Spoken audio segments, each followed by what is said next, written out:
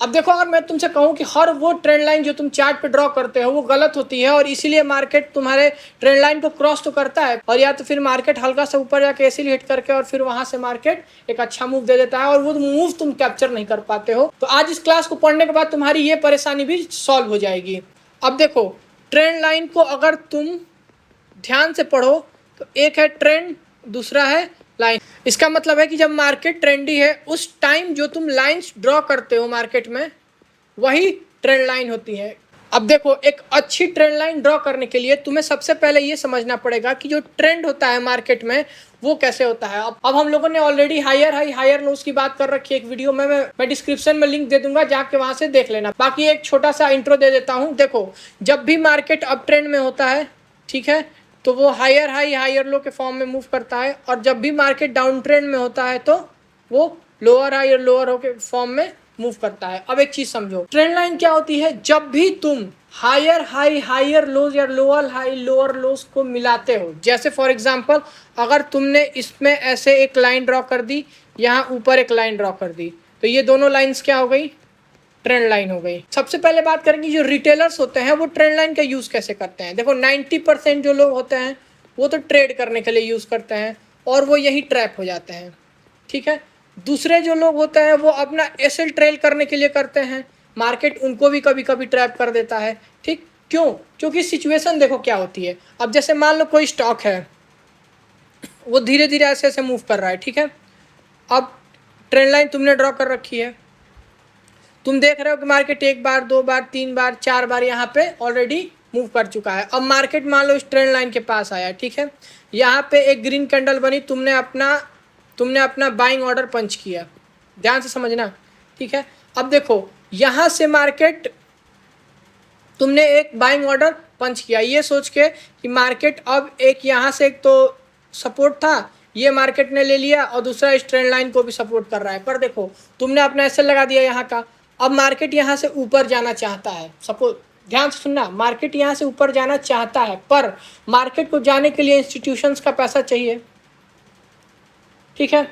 और इंस्टीट्यूशन कभी भी रनिंग कैंडल में या फिर उन्हें अगर भाव सही नहीं मिलता है तो वो ट्रेड नहीं करते हैं, या फिर उनकी एंट्री के लिए मार्केट में एसएल ऑर्डर चाहिए। अब मान लो कि भाव सही है, सब कुछ सही है, पर उन्हें एंट्री करनी है ना, उनको एंटर करने के लिए मार्केट में एसएल ऑर्डर चाहिए। अब देखो मार्केट में होता क्या है, मार्केट यहाँ पे ग्रीन कैंडल बनाएगा, तुम यहाँ पे अपना बाइंग ऑर्डर पंच करोगे, नीचे यहाँ कहीं एसएल लगाओगे, ठीक है। इसके नीचे का, इससे ज़्यादा नीचे तो लगाओगे नहीं, ठीक है, क्योंकि यहाँ से अगर एक बार मार्केट, क्योंकि अगर मार्केट पिछले लोअर हाई को ब्रेक कर दिया फिर तो ट्रेंड ही खत्म हो गया ना।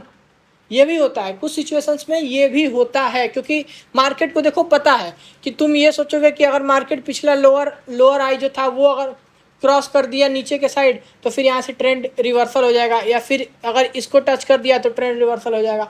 और यही मार्केट आता है और तुम्हारा एसएल हिट होता है, इंस्टीट्यूशंस का बाइंग ऑर्डर पंच होता है, और फिर मार्केट यहाँ से या फिर यहाँ से मूव करके और फिर इस ट्रेंड लाइन के अंदर क्रॉस करके और ऊपर चला जाता है। अब देखो, यहाँ अगर मार्केट रेंज में रहता है फिर तो मान लो दो प्राइस के बीच में मार्केट कंसोलिडेट कर रहा है, वहाँ तुम सपोर्ट रेजिस्टेंस ड्रॉ कर दिए।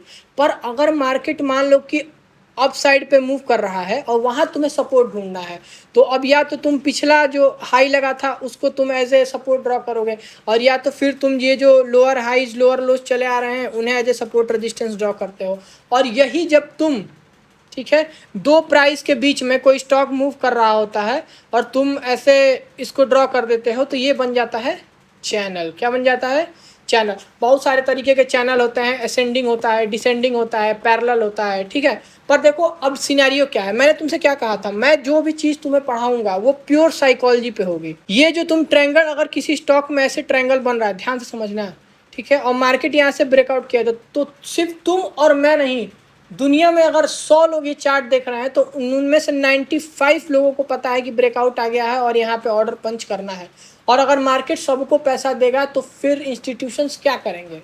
अगर सारे रिटेलर्स को मार्केट पैसा देने लगे तो इंस्टीट्यूशंस क्या करेंगे? तुम्हें अब देखो इसका सॉल्यूशन क्या होता है, इस पे बात करते हैं, ठीक है। इसका सॉल्यूशन होता है कि तुम्हें ट्रेड ही करना है, क्या? Reversal plus zone enter. मतलब देखो, मेरी एक पर्सनल स्ट्रेटेजी है जिसको मैंने नाम रखा है कैपिटाफाई IR मॉडल, इसका मतलब है इंस्टीट्यूशंस रीलोड मॉडल। ठीक है, ये मेरी पर्सनल स्ट्रैटेजी है जो मैं फॉलो करता हूँ खासतौर से स्टॉक्स में एंट्री लेने के लिए। तो सबसे पहले हम ट्रेंड डिसाइड करेंगे। ठीक है, तुमने ट्रेंड डिसाइड कर लिया कि ठीक है मैं अभी जो मैं XYZ स्टॉक देख रहा हूँ ये बुलिश है। अभी एक एग्जांपल से भी बात करेंगे, पहले थ्योरेटिकली समझ लो। तुमने देखा कि जो ट्रेंड में देख रहा हूँ अभी बुलिश है। ठीक है, इसका मतलब है कि अगर मार्केट कल खुला तो तुम्हें सपोर्ट पे बाइंग करने का ऑप्शन ढूंढना है। ठीक है, सेलिंग का तो कोई सवाल ही पैदा नहीं होता है। स्टॉक पॉजिटिव है, तुम्हारा बायस बुलिश है, तो अगर मार्केट नीचे के साइड क्रॉस करता भी है और पूरा गिर के नीचे भी चला जाता है तो वहाँ तुम्हारी एंट्री बनेगी ही नहीं। तुम्हारी एंट्री कब बनेगी? बाइंग साइड पे। तो अब इसमें देखो करना क्या होता है। सबसे पहले तुमने बायस डिसाइड कर लिया है। ठीक है, उसके बाद तुम अपना ट्रेंड लाइन ड्रॉ करते हो। क्या करते हो? ट्रेंड लाइन्स ड्रॉ करते हो, या फिर सपोर्ट रेजिस्टेंस कह लो ड्रॉ करते हो, दोनों ही चीज़ें सेम है। ठीक है, अब तुम्हें सपोर्ट पे मार्केट को रिएक्ट करने का वेट करना है। क्या करने का वेट करना है? रिएक्ट करने का। जैसे मान लो कि मार्केट एक छोटा सा साइडवेज का ऐसे सिनेरियो क्रिएट कर रहा है। ठीक है, तुम्हारी बाइंग पोजीशन कहाँ कहाँ बनती है, ध्यान से समझना। या तो मार्केट यहाँ ब्रेक करे तो तुम्हारा बाइंग पोजीशन बनेगा। ठीक है, या फिर मार्केट यहाँ से उठे तो तुम एक सपोर्ट पे भी बाइंग बना सकते हो। ठीक है, पर मैं दोनों में से कोई प्रेफर नहीं करता हूँ। तुम कर सकते हो, तुम्हारा अगर मन हो। मार्केट अगर मान लो कि मूव कर रहा है और यहाँ सपोर्ट पे आया और तुम्हें लग रहा है कि मार्केट यहाँ से फिर ऊपर की तरफ जा सकता है, तुम एक छोटा सा एसएल कर सकते हो। ठीक है, पर ये मूवमेंट तुम्हारा, अब देखो यहाँ तुम्हारा रिस्क रिवॉर्ड बहुत ज़्यादा नहीं मिलेगा। रीज़न क्या है? क्योंकि मार्केट यहाँ पे है, मार्केट यहाँ तक गया और फिर यहाँ पे सेलर्स ने पुश कर दिया मार्केट को। ठीक है, अब देखो करना क्या है। जैसे मान लो कि कोई स्टॉक है वो मूव कर रहा है, स्टॉक ने नीचे साइड पे ट्रिगर किया। ठीक है, पोजीशन मार्केट ने नीचे साइड पे ट्रिगर किया पोजीशन। अब एक चीज़ समझो, यहाँ सेल ऑर्डर तो तुम्हारा बनेगा नहीं, पहली चीज़, क्योंकि तुम्हारा बायस मार्केट में बुलिश ही है। तुम्हें बुलिश ट्रेड ही करना है, तो सेल ऑर्डर तो पहले ही हट गया कि तुम्हारा यहाँ ट्रेड ही नहीं बना। फिर तुम उसे देख रहे हो कि मार्केट यहाँ पे थोड़ा कंसोलिडेट किया, फिर एंटर कर गया अंदर।